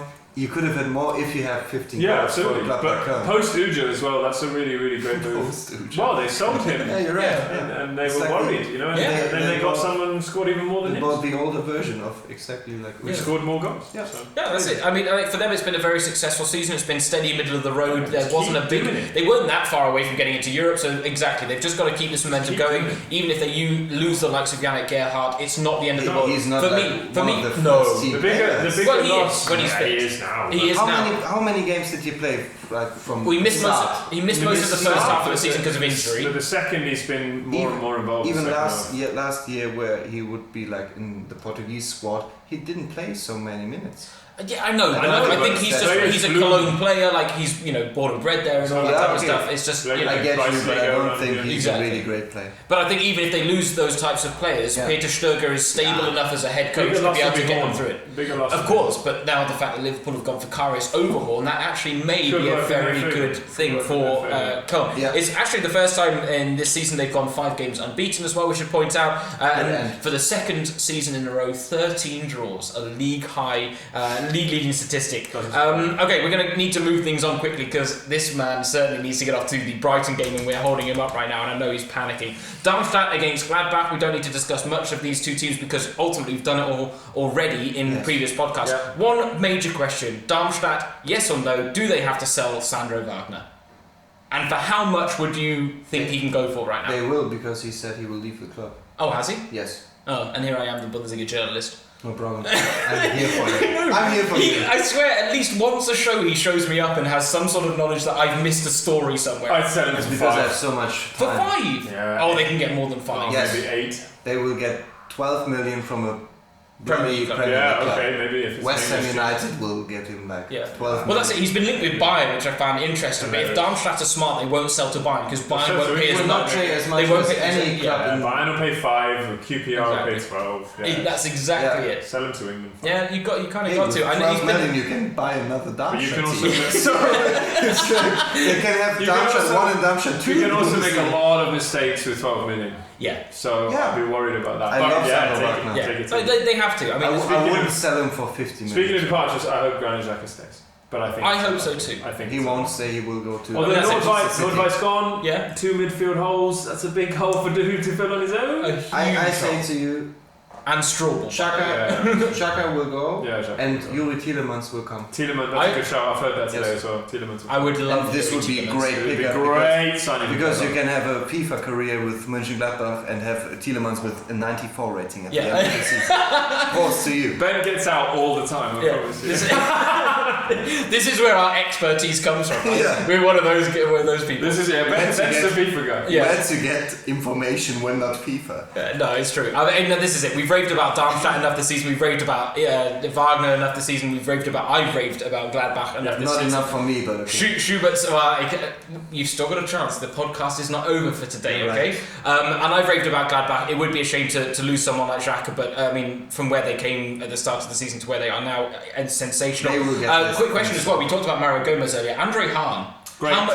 take How him. much of a shout does he have for the Euros? See, we're talking you about. think none? No, you're talking about Marku? Yeah. Andre Hahn is way above him. Okay. Oh, thank in you. which Way above. the thing is, Take him. the guys you have to leave behind for Andre Hahn are way more talented. No, take Hahn as a striker. Okay, Hahn Hahn against Cruiser. Who do you take? Take Hahn.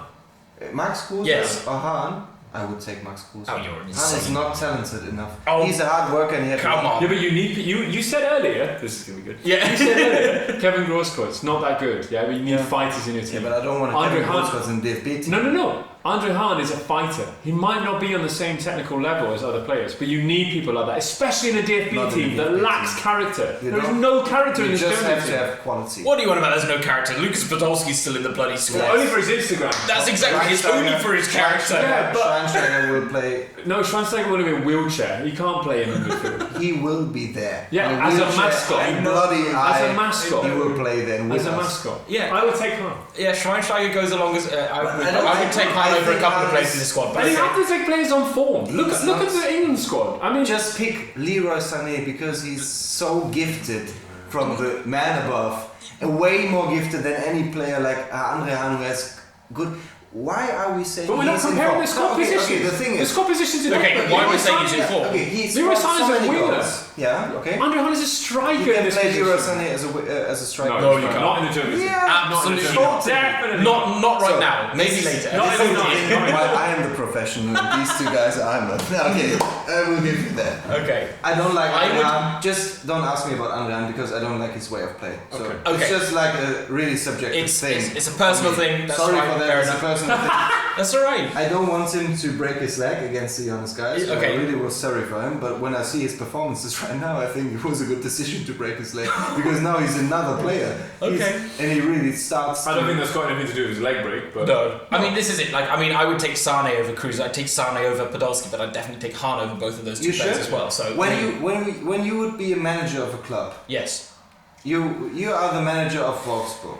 Okay. Okay. sorry. I would 100.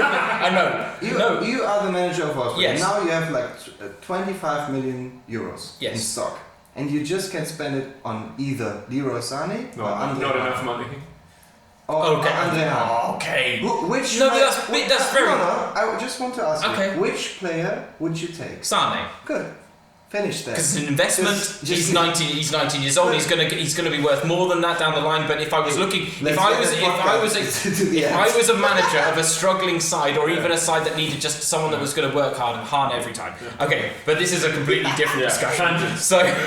Carry on. Zip it up. Darmstadt picked up 12 points on home soil, 26 on the road, incredibly Much impressive. better rating. And you talked about Andre Hahn in his form, 6 goals in his last 7 games. Augsburg against Hamburg. A quick question from a listener at AJ_Fussball. Rumours that Kuna will pump 50 million into the Hamburg side. That's like an annual thing. I know it is, That's it. but he asked, It's like who this would you season. buy with 50 million if you were in Hamburg's position? More of than bad players.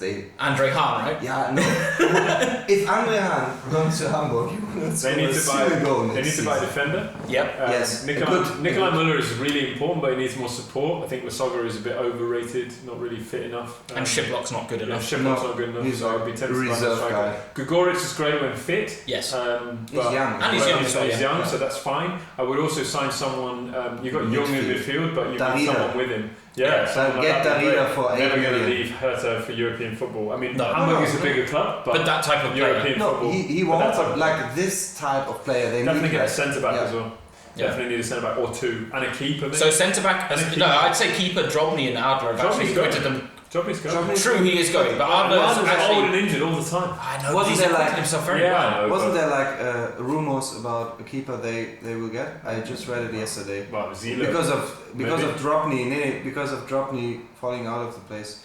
It just can't. It'll come to you in a second, but that's it. Like centre back, CDM, and a striker. I think those are the places you need to go. And I mean, every single yeah, I know, position like is fine. the good. It's spine. fine. Yeah, but that's what it's they fine. need. Like they Yeah. need someone alongside Holtby because Holtby's had a great season in my opinion. I think the But Swedish that's- guy is really great. Ekdal, if yeah. fit, Yeah. if fit, Ekdal True, is Ekdal is really. But then you can play Holtby at the 10 position. Yeah. Get Ekdal a really solid sixer Next to on his. Gideon Young. Seri Die. Gideon Young is It's good. such a great player. That's good. Yeah. Yeah. He has movement like Paul Pogba. Yeah. Yeah. He looks like him and he moves like him. It's really crazy. But he's not like that type of He six. needs 2 or 3 No. years. They really need some solid six. But he needs to support around him. Yeah. That's it. Right. Like out wide, they're so weak. Yeah. That's my Yeah. point. Other than Müller. Yeah, other Yeah. than Müller. And But Müller has his like streaks. He Yeah. goes on streaks. True, but he's been good this season. He's been their best player outside of Holtby this He's season. finished Yeah. really good. Yeah. But he will have his like Yeah, of 10 course. games where he will just like run Yeah. and lose the ball like David Odonkor. Yeah, it is like this. Not as quickly. Yeah. And he has a better shot. Okay, well that kind of answers the question. I hope AJ_Fussball. I mean, yeah, Serie D would be. He's one that comes to mind. Kostic is another. Like, if you can snap up those two, then I think you're in a very good position. Would be crazy for them. Hamburg war. We also had a quick question. This was an interesting one. At Martin Stein asks, will St. Pauli get promoted before Hamburg get relegated? Ooh, no. Ooh, no. I don't think Hamburg. Yes, I believe they will. I think Hamburg are going to struggle in the next couple of seasons, and I reckon one of them. No, will but be I think it'll be down. typical Hamburg to go down when Pauli went up. Wow. Yeah, it'll be that season. It'll be like a swap, won't it? And then we won't have a Hamburg derby. I can lie myself down and rest in peace if Hamburg plays a relegation battle against us. That'd be This amazing. city will be ripped down. Yeah. Will be ripped apart. Anybody wants to see an intense game? Just remember me. Go to that game. Remember me when it happens. They literally won't let anyone in the stadium. It'll be an empty stadium that have to be playing played like like a park. Will be the worst game of all time with a plastic football. 15 yellow cards in the first half. There also was another question, but I'd love to answer this question from Martin Stein, who said, what league position would a starting 11 from all the talent Hamburg have let go in the last couple of seasons, or in the last decade, achieve? But that would take about half an hour. That would take about half an hour to discuss, and we don't have half an hour. So we're going to move on to the final game, Bayern against Hanover, and of course, the question really is, and again, I forgot to mention this, the Tribune, the podcast, when we were talking about Schalke earlier, they've done a very good episode 3 is on Schalke about whether they're the sleeping giants of the Bundesliga. Go listen to that. Now we've got a question from @Georgi F, who says, what will Pep's legacy be at Bayern, and what will he be remembered for in hindsight? Now I want to focus on the second part, because if you want an answer to the first part, listeners, go listen to the Tribune's first episode. But this is for me what a great question is. What's he going to be remembered for in hindsight? No matter what his legacy, whether it's a failure or a success, what's he going to be remembered for? I think he's given the club stability and a tactical platform for the next 5 years. I think the way that he's set things up, I really do. In terms of, not necessarily in transfers. I mean, obviously they've made some very good decisions, and signing Renato Sanchez and Mats Hummels in 37 minutes is always effective. But I think the way that he has got them to transition into a side that is extremely comfortable in possession, and has basically been able to go for the jugular when they're able, and basically pummel sides in a way that we haven't really seen them do before. That's something that set them up. I mean, they've always had the confidence, they've always had the ability to go into a game and be like, we're Bayern, we've already beaten you mentally before we've even kicked the ball. That's always been there. Okay. But tactically, as a collective and as individuals, I think the players have advanced no end, and I think that will be the lasting legacy. Look at Boateng. Okay. I think that's what do you think? I think, and I really don't like Guardiola, I think what a surprise. he has given the club nothing then, like the internationally, like The players want to play for a Guardiola, and therefore they had like players like a Vidal and Thiago who would never come for Jupp Heynckes. I think they would never come for Jupp Heynckes. I'd agree with that. Maybe Vidal because he played under him like in Leverkusen. True. Yeah. But like these type of players, or a Coman as a young talent to Bayern would have never been there. Like when Jupp Heynckes was the coach, I would pick as a coach a Jupp Heynckes performance like 3 times more than Josep Guardiola. And not agree. And not that Guardiola is a bad coach. I would never say something like that because he achieved so much in the world of football that I cannot do it as a small like person sitting here. But the thing is, Josep Guardiola coached Messi, Iniesta, Xavi in their absolute prime, and even a donkey can coach them because they do everything on their own. And he coached Bayern Munich coming from like the triple sensation with Heynckes, and he changed so much. And they had like, I never thought that you can change a Bayern squad every week and still be able to win a championship and something like that. Maybe you should really start like the same 11 or 10. So what do you think he's going to be remembered for? I think he will be remembered for. It will be biased about him. There will be like 50% of the people will say he's the greatest coach of all time and he didn't just achieve what he could be. And the other person will like be like me and say he under-delivered. Yeah. But nobody of them will be right because you have to take all of this into accounts, and then there is like this 1% of people who really gets it right. I'm not that 1%. I agree. I think it's been talked about a lot, and I think he obviously behind the scenes has brought this club forward in a big way, and they all praise him for it. But by the casual fan, and this is kind of what Ben's touching on here, by the casual fan, he will be remembered for not winning the Champions League. Yeah. With Bayern, and he'll be remembered for converting players like Philipp Lahm and David Alaba into random positions that no one thought they could play in again, and tinkering. Maybe that's probably the better way. I think more than that, Champions League obviously is the number one thing, but more than that, I think he'll be remembered for his lack of personal connection. I think more than anything, that's a good point as well. He will be remembered for being a business manager. And bringing so many Spanish players. No, but that wasn't him. But he only wanted Thiago. He only wanted Thiago. But he will be remembered for something. Yeah, but it wasn't. It's a misrepresentation. You're right. But I'm not disagreeing with you. Yeah. He'll be remembered for that. But I think more than anything, and most of the Bayern fans I've spoken to will remember him for having a lack of emotional connection. Because he's not German. He's not. Yeah, but he's also didn't buy in to the Bayern family. Yeah, right. You know, I'm Pep Guardiola, I'm the greatest coach in the world, this is how we do things. Yeah. And if you don't like it, I don't care. Yeah? See you later. Like that. You see things like that. Those are the decisions that people will remember. Personal decisions. And I think that will be the bigger thing. And that would be like 51% hence to the negative side and 49 to the positive side. I agree with you. I think it will be like that. Some fantastic statistics. Lewandowski broke a record. Never before has a foreigner broken the 30 goal mark. For Pep Guardiola, 82 wins from 102, 257 of a possible 306 points. It's a remarkable record. Yes, we're not taking that away from him. Bundesliga, great. Exactly. Quickly, I need a number. Hanover, how many years is it going to take them to bounce back? 3. I don't think they will ever bounce back because they don't have a youth academy like any other team in the Bundesliga and second division has. They have the worst youth academy. The last player who played for the DFB club of Hannover side who is it? Per Mertesacker. Per Mertesacker. Okay. The last one. Oh, right. I had 3 in my mind as well. But it's an interesting that because I don't think Martin Kin will last. No, I think they will never be there. I think it could be that they go down like in the 3rd division as well. Okay. And then they're down. Right, then let's close off the show. We're going to do a couple of end of season awards. Player of the season definitely needs to be our first one. Lewandowski was picked by Archie, and we texted out to the other guys that cannot be here. Unfortunately, we would have loved them to be here. We would have loved this to have been like a 7-8 people per person podcast. Unfortunately, it wasn't possible. And that's fair enough. Like, schedules are schedules. But I did get their opinions on a couple of things. So, player of the season, Archie went for Lewandowski. Alex and Ross went for Mkhitaryan. Ben, I'll come to you first. Player of the season. Player of the season in the whole of the Bundesliga. Because you see these guys, professionals, prepared. I'm never prepared for talking football. Pause to you guys. Yeah, pause.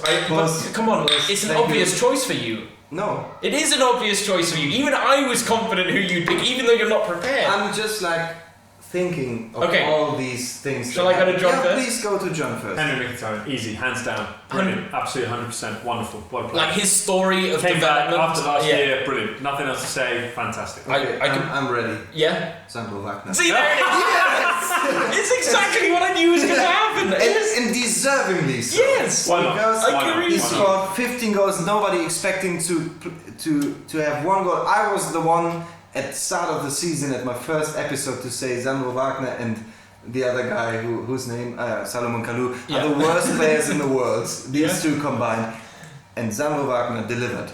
He's changed your opinion. Sorry for my bad opinion. You're a great guy. You deserve to earn money. I'm a great guy, as you said.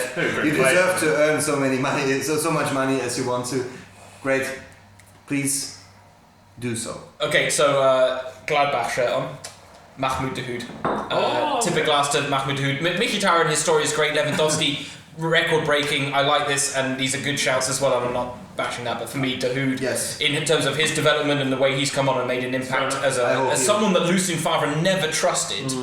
I think is exceptional. He is one of the greatest talents. I will also say that I had Vladimir Darida and Baumgartlinger on my list because I think those are kind of outside hipster shouts, whatever you want to call them, but they're worthy of a discussion. I also had Leroy Sané on my mind. I would have hoped so. I would pick Sandro Wagner over Leroy Sané. Okay, well, Sané is on my list for the next category, and that's moment of the season.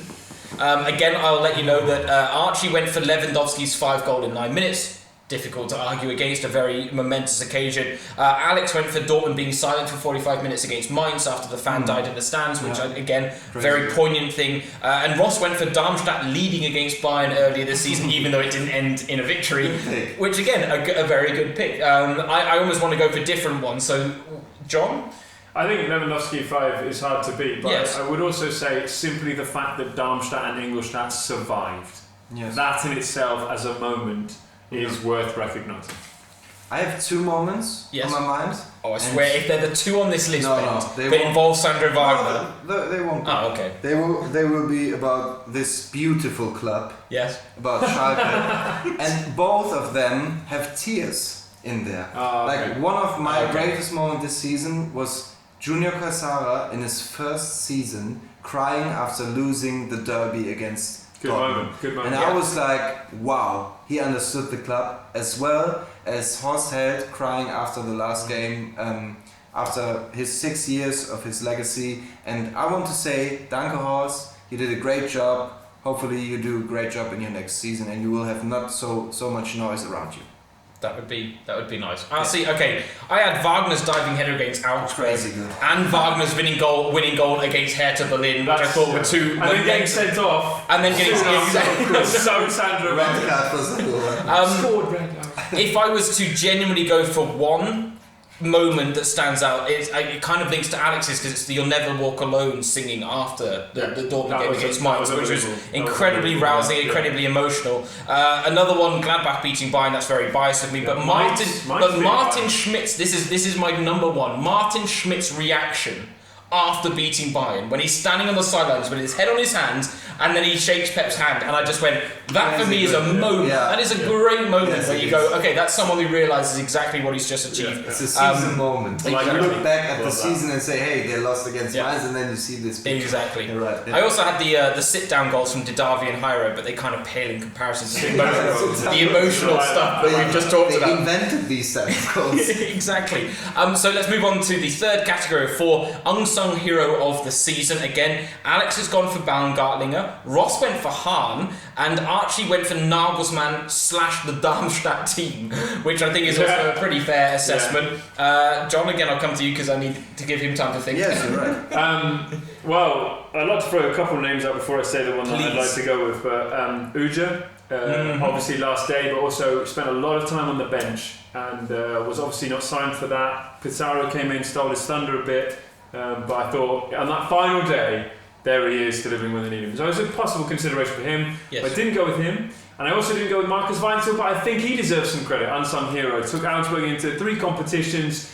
Didn't get relegated, and that was the biggest fear, 3 competitions, got a yoga coach in to deal with this, and they didn't get relegated. But I'm actually going to go with Martin Schmidt, because quite frankly, at Mainz, the job that he's done, off the back of everything that happened at Mainz with Tuchel and Klopp and all of that, to be in the Europa League, Martin, well played, sir. Okay, I like that. Have you got one? Go for it. I have one, but I think I will steal your. Don't worry, I've literally got a list of about 7 players, so if you steal one, I'm going to go for one of the others. So I think I didn't have much time to watch Gladbach football. Okay. Because I don't really like Gladbach. I don't have a Gladbach player down, you're okay. I think the unsung hero really is Mahmoud Dahoud. Even if it's your player of the season. That's all right. But how he plays and his talent and his ball movement is so exceptional. He is absolute world class, and I mean it. Sometimes he does something with the ball when the coach looks at him and say, "Hey, leave this for the training pitch." Yeah. But he has so much up his sleeve. I think he is one of the unsung heroes. Then Baumgartlinger. Absolutely. As well. Yeah, crazy good player. So consistent. And against Schalke just started to score goals. I hate him for that, but he's so consistent on a daily basis. All really the time. is. Yeah. And then maybe the unsung hero is like a Klaas-Jan Huntelaar. Because I don't agree with that. Because look at these statistics. Okay. As a Schalke fan. He was no for the league as well. Because he scored double digits in the last 4 seasons, which no other player did. And you have to take this into account, for a 33-year-old striker. And at the end of the season, he stands there with 12 goals and has one of the greatest statistics of all goal scorers ever in the Bundesliga. And you have to. Everyone was voting him out because he was missing penalties as well and stuff. But he finished with 12 goals in the double-digit lead. So.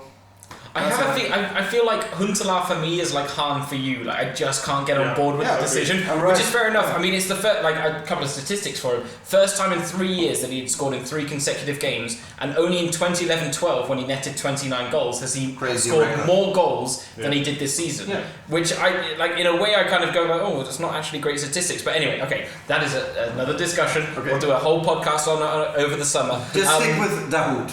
Yeah, exactly. I'm gonna throw out a top 3 here. I'm gonna throw out top 3. Marvin Plattenhardt, 3rd place. I think he's an unsung hero of the fact that Hertha have done very well. Holby, I think again been a very important player for Hamburg. But my big one is Marvin Hitz. I don't think people give him anywhere near enough credit for helping out, but he's conceded a lot of goals, but he's made some outstanding saves in big moments. He won games for them. He literally single-handedly. Exactly, and the one black mark against his name is of course the whole penalty spot stamping thing. But I put that to one side, Marvin, and I forgive you for it. It's all good. Okay, signing of the season. Again, this is easy. Ross has gone for Muto/Cordoba. No. Archie's gone for a top 3: Tar, Weigl, Finn Bogerson in 1, 2, 3. Finn Bogerson's a good shout. That is. Alex has gone for Wagner. That's not a bad shout. Not a bad shout. So who have you gone for? Julian Weigl. 2.5 million from 1860 Munich. He's now a pivotal part of the Borussia Dortmund team and a big reason why they're second in the league. And on the final match day, he breaks the Bundesliga record for most touches in a match day. In fact, I think it's like... And he's not Spanish! Unbelievable! Yeah, crazy. Exactly. Not Guardiola player. Unbelievable. And I, to be honest, just unbelievable. Unbelievable player. And I really have so much time for someone who is able to receive the ball and already be 3 plays ahead in terms of where the ball's going, where the next pass is going, where he's going to be. And at that age... I completely agree. Who's on your mind? I have 2 players on my mind. Okay. I just wanted to say Julian Draxler just to make fun of him. But I won't do that. I will do completely different approach because I will say Henrik Mkhitaryan because he started to play like he should he's play. Like a new signing. He's like a new signing. It's like a complete new person. And for a Dortmund player, I really like his type of play. So I will stick with him, but Julian Draxler, you're an idiot. I was going to say, you talked about the fact that, what was it earlier, like you made the point about the fact that someone plays better football than 1, 2, 3 and everyone listening, but he was talking to Julian earlier, so you never know. I had a couple of names down. Again, Finn Bogerson, I agree with that, he was definitely up there. They've signed him permanently as well. Exactly. I think Chicharito deserves a mention here. Absolutely. Good shout. But he didn't end the season. I know, but it's like that. Typical. It's always like his impact for the Bundesliga goes far beyond his performances for Leverkusen. About 30 million, in the summer, to get him off. Well, to kind of put this into context, we did the team of the season vote on Bundesliga.com. Over the last couple of each position had a day. Chicharito's vote got more than double the amount of votes than any other vote we did for any other position. Yeah, it says almost 50,000 votes. It's incredible. So many Mexicans in there. True, and they actually want to get behind it. Yeah, I know. But if I'm being very, very, very honest, and this may be a hipster choice, but I'm going to go for Anthony Modeste. Ooh. I'm going to go for Anthony Modeste because doesn't put you in the top 10. No, but you take him out of Cologne, and this is I always go to value. Like we've talked about this in previous seasons. Value for the team. Yeah. His value for a Cologne team is unbelievable.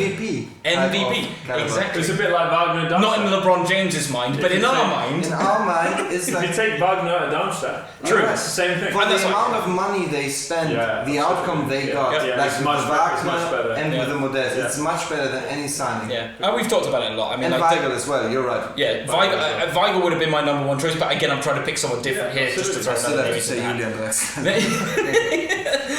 Okay, one really quick one. At Binger Norfunk said, what's your squad of the season without Bayern and Bey? I'm just going to read out mine here, and if you disagree with any position, shout. Hitz. Fairman. Okay, Verhaag at right back. Weiser. Verhaag is good for me. Zulu. Christensen. Zulu. Yeah, but I say. Oh, you say Zulu. Oh, okay. Marvin Martin. Yeah, I'll give you that. Joel Matip. Hector at left back. Crazy, good. Yep. Xhaka at I'm going. I say this is. I need to say this. I'm going diamond midfield. Yeah, okay, fine. Okay. So Xhaka at yeah, it's fine. 6. Yeah. Okay. Yep. Baumgartlinger, Dorito is my 2 8s. What about Dahoud? No, Dahoud. No Dahoud? I would say Dahoud. I would also potentially... Dahoud and Weigl. Okay, can you understand? No, because no Dortmund. And sorry. I'm going to explain why I didn't pick Dahoud in a second, because I had Raphael in the 10. No, okay. No. He got relegated. I know, that's why you can't pick a relegated. I know, Yeah. but the reason I didn't pick Dahoud is because I had Xhaka in the 6 and Raphael in the 10, and I don't want to pick an 8 that's Gladbach as well. That's But I would biased. say Dahoud. Okay, I don't mind that. Have him there. So who's in the 10 for you? Brandt. Max Meyer. Okay. Brandt. And then up front, I've got Wagner and Chicharito. Yeah, exactly the same 2 players, definitely. Oh yeah, that's I would pick fist and high five. It's alright. Okay, to get this awkward moment sorted, I would say Leroy Sané And Wagner. Yeah. Okay. Of course. And Wagner. Of course. Natürlich. Bad question of you. Then very, very quickly, Outsiders Under Fire says, who will perform better next season? Renato Sanchez or Ousmane Dembele? Of course, big signings for Dortmund and Bayern. Dembele. Different positions. No, but like, I mean, who's gonna like who'll play more games? Who'll have a big impact? Dembele. Yeah, Dembele with Aubameyang and that pace and that team. Dembele. Okay. Then he will get hurt after 2 games. Yeah, but Renato Sanchez is going to be like another star in a I crown want to say shining it's in like the sunshine. Renato So. Sanchez against Thiago I Vidal. was going to say, Just stop there. Muller, because too there many was players, too many players. I know. Dembele I agree. will shine. Yes. Okay, so Dembele is the answer to Because that he has question. the also, time. did you see that Because he interview? has the time to Did shine. you see the interview with him where they're like, Dembele, what's your preferred foot? And he said, oh, it's definitely my left foot. And he was like, oh, why did you say that? No, I just feel more confident shooting with it. And he's like, but you take free kicks with your right. And he's like, yeah. He's like, oh, you take penalties with your right. Yeah. He's like, why is that? Oh, because I shoot better with my right. He just said like I'm a 2-footed player and brilliant. It was a great interview. Bring him Great on. interview. Can't He's wait for gonna- him to be in the league. He is going to be a very exciting prospect. So now is the time, ladies and gentlemen, where we say thank you very much for watching/listening. It has been my pleasure to bring you this episode with these two, but and to all the pundits, let me just go on a bit of a rant myself here. To all the pundits that have come on and made this show what it is, the Talking Fussball Extra guys, Matt Herman, Nick Wildhagen, Terry de Felon, you've got the Ross Dunbars, the Stefan Binkowskis, Alex Chaffers, Alex Hancock, who hasn't been on in a while, and that's completely understandable, but one of the originals of this podcast, and even back to the days of Salman Mitra. I'll even give Salah a mention, and Archie, of course, as well, for coming on. It's been our pleasure to bring you coverage of this Bundesliga season, and it's been great to do it with these guys. They're a great group of guys. Of course, I think you've probably watched enough episodes to know where you can follow them on social media, whether it be Twitter or Facebook now. But a massive thank you to you, the listeners, the viewers in this case, because this show would be nothing without you, and it's been our pleasure to bring it to you. You let us into your homes or your ears, whatever you want to call it, but we like telling you about the Bundesliga. We're passionate about this league, and we're glad that you kind of have that same passion for Germany's top flight that we do, and really it would make it very pointless for us to do what we do if it weren't for you. So we want to say thank you to you.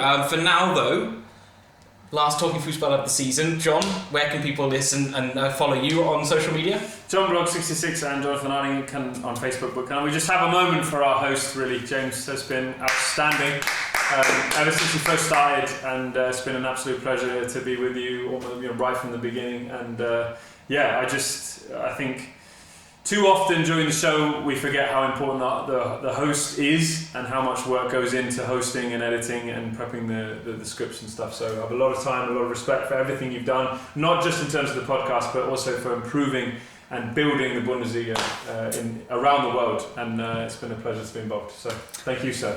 Cry emoticon. And Ben, how about you? You will only find me on in Gelsenkirchen, in the stands. Gelsenkirchen in the stands. And then on Talking Fussball as well. And I want to say thank you for bringing me on to this wonderful season. I hope you guys had a great Bundesliga season and had joy hearing these professionals, because I'm just like a small person who has an opinion, like all of you does, and these guys really back these opinions up. So thank you guys for doing that, and it was a pleasure to be on here, and I wish you all a great life. Okay, I'm also gonna, because he's not gonna do it, I'm gonna do it for him. Bent Music on Twitter, Bent Music on YouTube. This guy deserves some support. I mean, he puts out covers of songs. He's a great guitarist, a great singer. He's looking to do big things in the music industry, and I would implore you guys as the Talking Fussball family to help him do that because he really deserves it, and he's not going to ask himself. So I'm going to do it. I do so. But it's been a pleasure to have him on the show as this refreshing breath of fresh air, really, when it comes to... Yeah, exactly. We're the journalists, we're the experts, and he's the fan, and he brings something different to the show. Me, your host, James Thorogood. It has been a pleasure to bring you this Bundesliga season. You can follow me on Twitter at JMThorogood. But for now, from the Talking Fussball crew, Auf Wiedersehen. Ciao. Cheers. Dude, I'm so sorry. I know, Okay, we I need just to go. I know.